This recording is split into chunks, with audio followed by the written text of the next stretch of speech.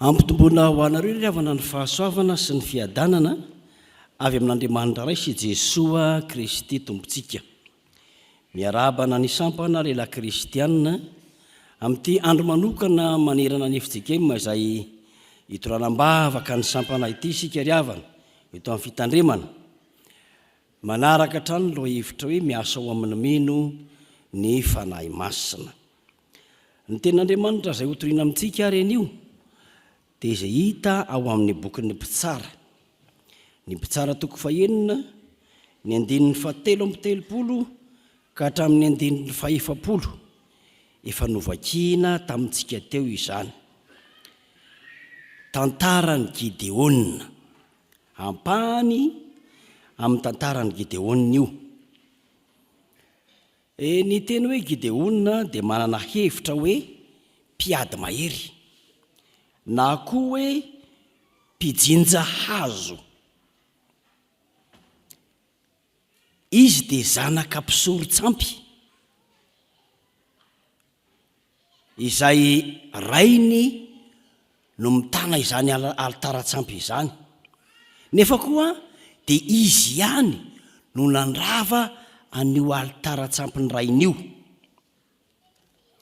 Fa ny asan'ny fanahy tao amin'ny Gideona tamin'ny vanim-potoana izay nampahory ny Israely no nataon'ny Midianina ny setrasetra azy,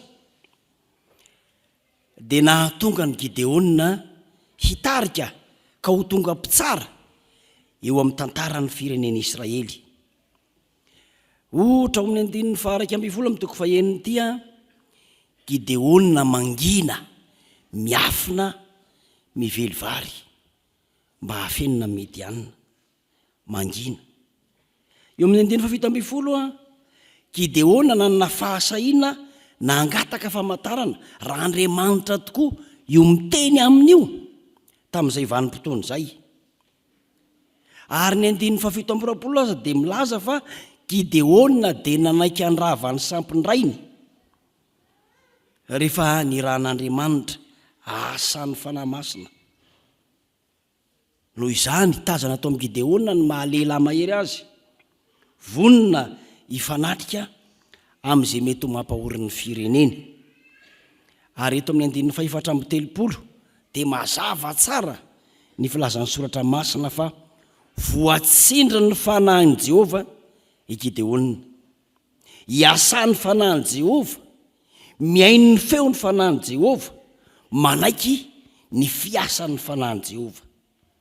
Dia izay no ananganantsika nio lo hevitra iray manao hoe lehilahy mino ny asan'ny fanahy masina. Lehilahy mino ny asan'ny fanahy masina. Voalohany mahatona olona hiady ny ady tsara. Mahataona olona hiady ny ady tsara. Andin'ny 7:30 hatreo amin'ny 5:30 zay. Izavy ny voataonany ao ny Ebezirita, izay tsinona fa ireo mpiara-monina aminy, zany hoe anisan'ny mpianakaviny ihany. Dia nanirakolona izy voataona ny Manase, firenena iray teo amin'ny Israely, foko iray teo amin'ny Israely, izay fokony ny rainy.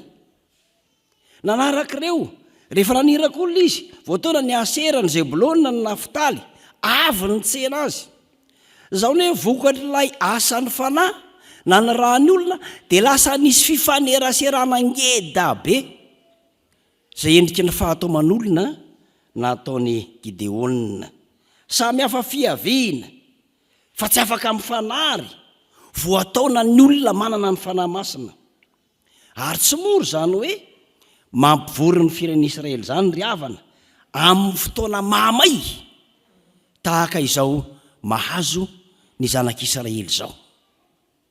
Fotoana mamay satria na zay hany ko hanina na zafenina, ny olona tsy samy sehoseho, fa letarian'ny fanahin'i Jehova mahataona olona ary mahavoly ny firenena. Na dia tsy manam-pahefana aza, na dia tsy olo malaza aza, na dia tsy mpitaritafika aza, fa noho ilay fanahin'i Jehova nekena sy nenona dia tonga toy ny manam-pahefana, toy ny olo malaza, toy ny mpitaritafika izy. Ry havana malala, io fanahy masina io dia nomena ny mpino indray mandeha monja teo am-batisa. Io fanahy masina io no Andriamanitra monina ao amin'ny mpino rehefa atao batisa izy, ka tononona mifametra-tanana eo aminy ny anarany ray sy ny zanaka ary ny fanahy masina. Misy ohatra asan'ny fanahy masina amin'ny Romana 9:20 manao hoe fa tsy fantatsika zay vavaka tokony ataontsika, fa ny fanahy no mifona ho antsika amin'ny fitarainana tsy azo tononona. Ary eto dia fitaomana olona hiasa hiady ho an'i Jehovah no asan'ilay fanahy masina. Raha izany ry havana dia izao, tsy mamela ny mpino hipetrapetraka ny asan'ny fanahy, tsy mamela ny mpino hipetrapetraka ny asan'ny fanahy. Rehefa miasa ny fanahy tsy tafatoetra ny olona anankiray. Izany hoe ny olona izay mbola mahavita mipetrapetraka tsy miasa dia olona tsy manaiky ny asan'ny fanahy masina. Dia anontanio ny tena na koa hoe misy mpino miasa fa tsy mahomby mihitsy amin'ny asany satria tsy ny fitarihan'ny fanahy masina fa ny fitarihan'ny sain'ny tenany no hinoiny. Ary izany fanekena na tsy ny asan'ny fanahy masina izany dia mety ho hita na eo amin'ny fiainana, na eo amin'ny fitondratena, na eo amin'ny asa, na eo amin'ny fanompoana, ary tsy azo sarahana mihitsy ny famantarana ny asan'ny fanahy masina, tsy azo takonana ny famantarana ny asan'ny fanahy masina ao amin'ny mpino anankiray. Tsy sanatria hoe satria tsy asan'ny finoana ity na satria tsy asan'ny fiangonana ity ka tsy ilana ny fitarihan'ny fanahy masina. Amin'izay fotoana izay dia miditra mitarika Satana satria hialana ny asan'ny fanahy masina.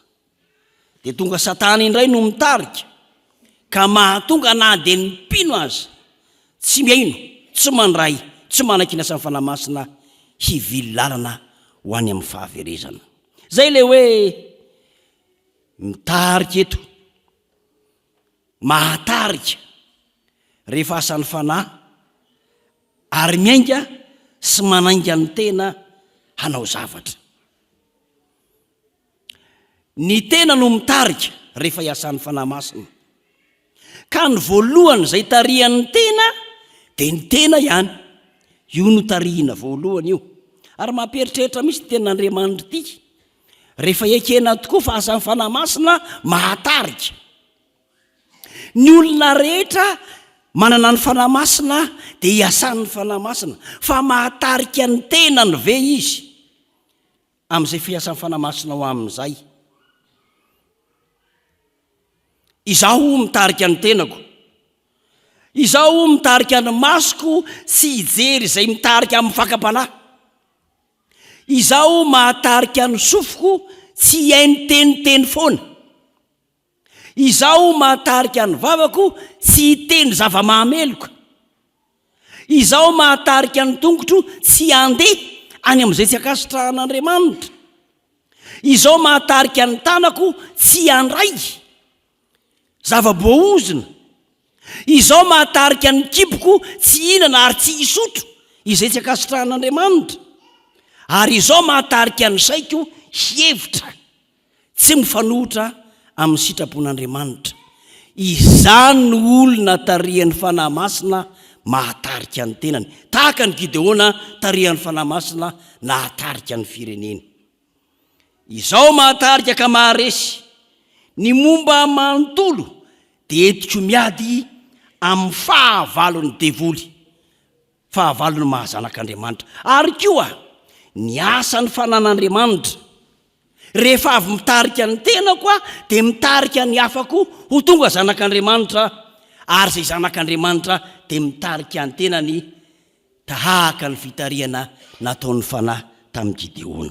Fa hoy ny soratra masina, raha hanananareo izany zavatra izany sady hanananareo betsaka dia tsy havelan'izany ho malaina na tsy havokatra ianareo amin'ny fahalanatsaran'i Jesosy Kristy. Petera 2:9.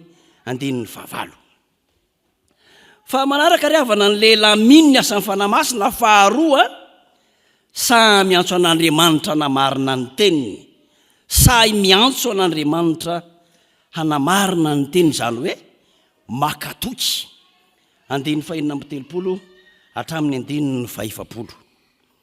Andriamanitra dia miantso manome ny fanahy satria tia hamonjy ka mampiasa olona izy. Gideona dia makatoky ka manontany an'Andriamanitra ny amin'izay tokony sy tokiny sy farany eo amin'io Andriamanitra io. Dia zay na tonga ny 5:30 ka hatramin'ny 5:50 ny amin'ny ranonando sy ny volon'ondry ary ny tany. Dia tonga amin'ilay fitenenany ity manao hoe hafa be oatra amin'ny tsakotsako labozy. Jerena toa menaka fa rehefa tsakola tsy misy ilana azy. Nahoana ny mahafabe azy? Aiza kosa moe? Kanana i Palestina dia anisan'ny manana oram-panala, milatsaka ranonando ary mahavonto io rehefa milatsaka. Dia isy ve ny hoe ny tany ho maina nefa ny volon'ondry eo amboniny voto sady rehefa fiazana dia misy rano miraraka? Ary dia isy koa ve ny hoe ny volon'ondry eo amboniny dia maina fa ny tany eo ambaniny dia ho mando nefa mandalo amin'ny volon'ondry izay karazan-damba mifoka rano ilay ranonando? Zay le hoe hafa be. Ry havana malalaka, Gideona dia nampanao ny heverina ho tsy mety. Ary zay fisainany Gideona zay no tena fisaina mitoky amin'ny finoana, tsy lôjika amin'ny olona sy ny saina fa lôjika amin'ny finoana an'Andriamanitra. Ary ny soratra masina dia miteny eto hoe dia tanteraka izany, dia tanteraka izany. Raha volon'ondry mifoka rano eo ambony no tsy mando ny tany eo ambany, ary raha avy eo ambony volon'ondry ny tany ny rano no milatsaka mamando ny tany eo ambany, nahoana ny tsy olena ny volon'ondry? Tsy mety amin'ny lôjika ny sain'olombelona fa marina amin'ny lôjika ny finoana. Anontanio Andriamanitra ny amin'ny zavatra mpanaoviny anao. Fa vonona izy aneo fa fanahy tokoa no mitarika, ary tsy ataony zany rehefa tsy ny fanahiny no mitarika. Izay asan'ny fanahin'Andriamanitra dia afaka mahalala ny marina avy amin'Andriamanitra. Tsy misy ahihana fisalasalana, tsy asan'ny family vilian'ny devoly, tsy lany fotoana fa maika niraka Andriamanitra. Fa io apôstôly Paoly tôly amin'ny Korinthiana 2:5 manao hoe fa ny olona araka ny fanahy kosa dia mahafantatra ny zavatra rehetra kanefa izy tsy fantarin'olona. Gideona nangataka famantarana satria iasan'ny fanahy masina. Nangataka fa tsy nanao famantarana izy. Io ny tena ilaina ny asan'ny fanahy ry havana amin'ny fifaneraserana serasera amin'Andriamanitra ray zanaka ary fanahy masina io. Tany re manamitsy tsy hivadika ny zava-misy. Nangataka izy fa tsy nanao. Fa ny zava-misy ny fahita amin'izao fotoan'izao amin'ireo karazam-piangonana, antsoina mitsy ny olona, aty ny rally de miracle, aty ny tontolon'ny fahagagana sy ny sisa. Te hibaiko an'Andriamanitra sa manakibaiko an'Andriamanitra. Famantarana na fahagagana na fahefana mampiasa saina ny olona maro eo ankehitriny. Le fahafana dia atao hoe pouvoir. Ary andrasana na angatahana sa atao izany famantarana izany. Ankehitriny moa dia mahavariana mihitsiny fa nisy mpandinika anankiray nitarika ny karoka fa ny 2:20 ny ankizy sy ny zaza dia mankasitraka karaza-tsary mihetsika na sary miaina misy pouvoir. Vetivety eo dia lasa manidina dia nisy elatra dia miady eny ambony eny tahaka ny vorona le olombelona, mampisaina ny amin'ny fitaizantsika ny taranaka kristianina zany. Fa eo indraindray no hidiran'ny devoly koa amin'ny fampiasan-kery na le atao hoe démonstration de force. Eny hatrany amin'ny ara-pivavahana aza dia misy isiny zany. Etsy andaniny ny olona ankehitriny dia teren'ny zava-misy, teren'ny asa sarana, fahasairanana, ny aretina, fantrana, ady fifaninanana ka tsy manam-paharetana intsony fa mila vokatra zao de zao. Indrindra moa atosika ilay atao hoe toetsaina informatika ka mikliky de mivoaka ny zavatra tadiavina. De tedavino toy zany avokoa ny zavadrehetra miklika n'Andriamanitra amin'ny fisainany fa tsy amin'ny finoana, tsy amin'ny fanahy. Ho maro ny diso hevitra ry havana ka hivily lalana, te hanao famantarana, te hanao fahagagana fa tsy te hangataka amin'Andriamanitra. Mila ny fiasan'ny fanahy, mila ny fiasan'ny fanahy. Jereo ne efa niasan'ny fanahin'Andriamanitra ny Gideona vao nangataka famantarany. Fa ny olona zao mitady famantarana vao anaiky ny atsy, anaiky ny asan'Andriamanitra. Jereo ane ny mba hahavitany ny asana sy ny iraka Andriamanitra ny nangatahany famantarana fa tsy ny ho tonga olo malaza na zavatra hafa. Ary koa fangatahana mifanaraka amin'ny maha-Andriamanitra n'Andriamanitra ny nangatahany ary amin'ny finoana n'Andriamanitra zay efa niantso azy mialoha no nanaovany izany fangatahana zany. Ry havana malalo, mahalao ny asan'Andriamanitra, io ny andrasantsika ny asan'ny fanahy masina mba hatanterahany zany asan'Andriamanitra zany. Fataro ny zavarehetra ny soratra masina azony mafy zay tsara. Ny famantarana voalohany tsara indrindra de ny tena. Fa ny soratra masina hoe dinio ny tenanareo na mitoetra amin'Andriamanitra ianareo na tsia izaho toetra ny tenanareo. Korintianina faharoa toko 3:15. Okeo soratra masina aza miny fanahy rehetra fa izao toetra ny fanahy na avy amin'Andriamanitra eny na tsia. Jaonina voalohany toko 4:1. Fa rehefa hanatanteraka ny irak'Andriamanitra de mila finoana sy toky avy amin'Andriamanitra hoe miara-miasa eo koa izy manatrika sy mitarika amin'ny fanahiny eo koa izy Andriamanitra. Rehefa zany de tena misy fikasan'Andriamanitra mahagaga ho hitan'izay miaino sy mandray ary manaiky ny asan'ny fanahy. Isandratra ny anaran'Andriamanitra eo aminy amin'ny fandresen'ny ny fahavalony. Hiaika an'Andriamanitra na de ny fahavalo aza. Ho avoavonjy ny firenena tahaka izao andrahana ny Gideona izao ary ilamina ny fiainana andavanandro ny olona mino ka hisy fandriampahalemana ny taniny. Ty androandroany ty moa zany de fotoana voatokana ho an'ny lehilahy ary lehilahy kristianina ary ato am-piangonana tena resa-dehilahy ity. Lehilahy mpitori teny, lehilahy no iresahana, tantaran-dehilahy no resahana. Fa ny afatra voalohany de afatra ho an'ny vehivavy. Ry vehivavy ampatsivo an'ireo lehilahy reo fa neno an'izany teny zany izy androany. Ataovy izy hoe milanao miaino ny asan'ny fanahy mba hatarihanao anay mianakavy. Tsy izy ndray zany ny tarihana fa ny vehivavy ndray no lasa voatarika. Tarihina miara-miasa amin'Andriamanitra. De ampatsivo azy hoe rehefa tarihin'ny fanahy masina de mahavita asa lehibe. Na mahagaga mantsy indraindray rehefa atao ny statistika am-piangonana latsaky ny 500 ny lehilahy ary mihoatra ny 500 ny vehivavy. Aiza raha misehinao izy koa mizao mbola manao domy ho ny valiny. Fa anio ry vehivavy ampatsivo azy fa niaino zany izy androany. Ny afatra faharoa ho an'ny Eselika. Tsarovy izay voasoratra teto voatsindry ny fanahy, voatsindry ny fanahy fa tsy nasandratry ny fanahy. Tsy manaiky atsika hisandratra izy ty fa manaiky atsika hanaiky fa ny fanahy no ambony miaro, manohana ary mitarika atsika. De toy izao koa hoe voatsindry ny fanahy fa tsy manindry ny fanahy tsy asa ka tsy mety eny ny asan'ny fanahy masina fa ny tena indray ny te hibaiko an'Andriamanitra. Ry havana malala tao am-pamaranana ry lehilahy kristianina ny asan'ny fanahy ny asan'ny fanahy mitarika atsika ataona ny olona rehetra any an-tanàna any am-piasana any amin'ny fiarahamonina misy lehilahy tsy mbola fatany ny aleny. Izy reny indraindray mbola tsy mahalala hoe very izy fa isika no irahana hitarika satria manana ny fanahy. Ary tsy izany ihany rehefa miasa ny fanahy de tsarovy fa mitarika ny olona rehetra ary isika no mpitarika ny olona rehetra ho amin'ny famonjena.